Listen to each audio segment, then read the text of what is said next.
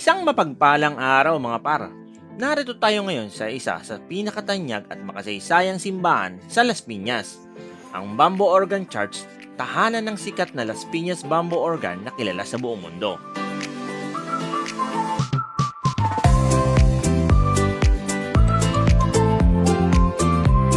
Ang Diocesan Shrine in Parish of St. Joseph sa Las Piñas City na mas kilala bilang Bamboo Organ Church ay isa sa pinakakilalang makasaysayang simbahan sa Pilipinas mga par. Itinayo ang simbahan mula noong taong 1797 hanggang 1819 sa estilong earthquake baroque, isang uri ng arkitekturang ginawa upang mas matibay laban sa lindol mga par. Ngunit higit itong nakilala dahil sa natatanging Las Piñas Bamboo Organ mga par. Ang kauna-unahang bamboo organ sa mundo na mahigit 1,000 tubo o pipes kung saan karamihan ay yari sa kawayan. Ang simbahan at organ ay pinagawa ni Father Diego Serra de la Verge del Carmen, isang paring Kastila at unang pura paroko ng Las Piñas mga par. Maingat niyang pinatuyo, hinubog at inayos ang mga kawayan upang makabuo ng organ na babagay sa klema ng Pilipinas. Natapos ang bamboo organ noong taong 1824 mga par.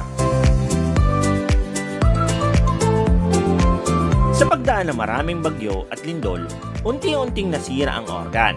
Ngunit noong 1972, sinimulan ang malawakang restoration project. Dinala pa ito sa Bonn, Germany upang maayos ng mga eksperto mula sa Johannes Kleist Elgelbau. Noong 1975, matagumpay na naibalik sa Pilipinas ang bamboo organ mga par. Kasabay nito, isinagawa na rin ang restoration ng buong simbahan sa pangunguna ng tanyag na arkitektong si Francis Muñoza mga par.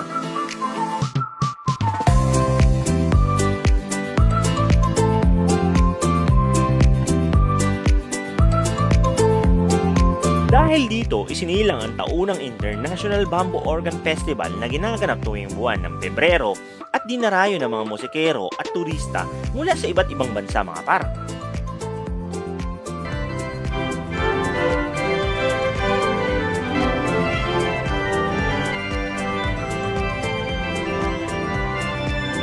At noong 2004 mga par, opisyal na kinilala ng National Museum of the Philippines ang bamboo organ bilang isang national cultural treasure.